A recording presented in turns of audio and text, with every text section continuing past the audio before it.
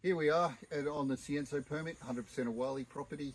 We've just put out a news release on a nice Termitaria and Soil anomaly that extends about 3.5 kilometres to the west of BBM. Since we've been talking about Termitaria, there's been a lot of questions around what Termitaria are. And effectively, they are small critters, about a centimetre long, and they build termite mounds like this one behind us. This one is still in operation, if you like. And what they do is effectively very rarely see the light of day. They burrow down, and effectively when they're burrowing down, they burrow deeper and deeper in the dry season because they're looking for a water table. And they actually bring everything up to surface. And what actually happens is these are all full of inside these columns.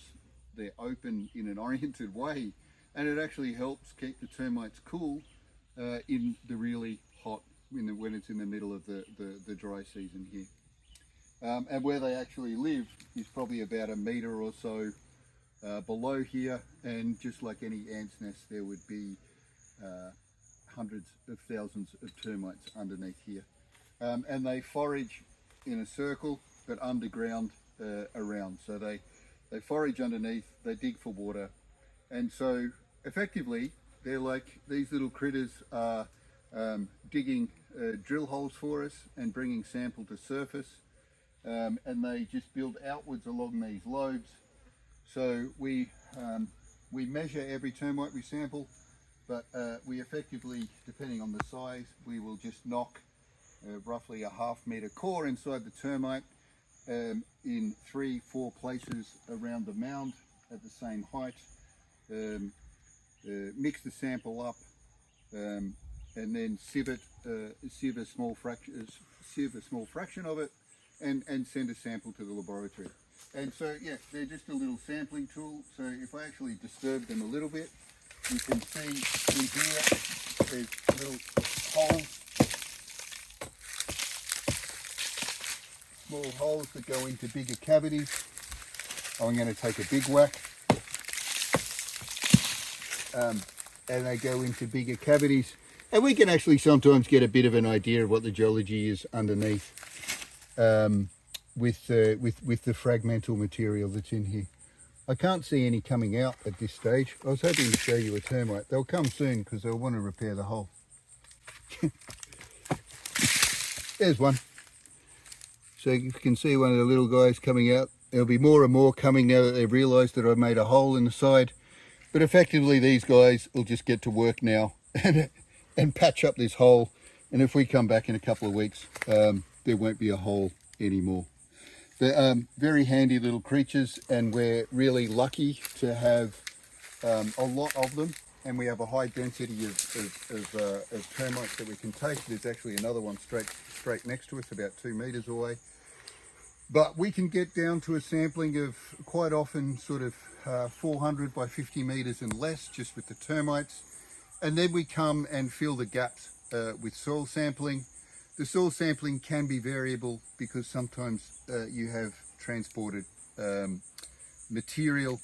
But you know, with the combination of the two has worked extremely well for us in the past. And in this in this 3.5 kilometre anomaly, we actually have got a peak value of 1.2, 1.3 grams per tonne in a termitaria. And effectively, when we drilled the BBM anomaly, we actually drilled something very similar. It was a termite just over 1 gram per tonne, where we announced the discovery hole. And then we, you know, using that geochemistry, which was 400 metres spaced at the time, we drilled 4 holes 500 metres apart, with 2 in the middle and 2 500 metres either side. And we hit a structure and actually found BBM.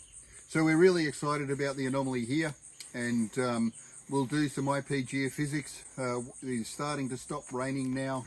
And so as the rains abate, we'll start to ramp up, and we'll do some IP induced polarization geophysics, which looks effective in orientation at the BBM discovery. And then if the geophysics the soil geochemistry, soil termitaria geochemistry, we hope that they speak to each other and start to show up a nice structural trend, and then we've got drill targets that we would hope to drill early next year, so January, February next year.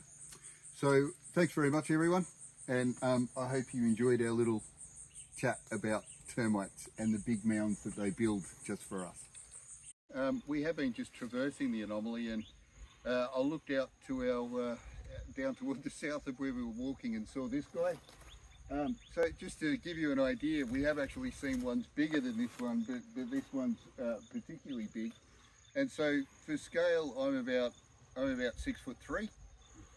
So she's probably at least twice my height, I think, or a bit more. So you know, we're looking at something that's about over 15 foot high, and of course very wide. And one of the other things that I was thinking of when I walked off from the last recording was I didn't really talk about how deep they go, and the water table will drop down to, you know, 30-40 meters down. So you know, these guys are burrowing, you know, right down to depths of up to 30-40 meters in the middle of the dry season to get down to that water. So yeah, this is fun. Like, this is where we come. I actually love coming out here and sort of walking over the anomalies and getting an idea of the sheer scale of the anomalies that we find with our geochemistry here, and it is truly exciting stuff. So yeah, that's without further ado, we'll just move on and keep traversing over this our new Sienso anomaly. Thanks very much.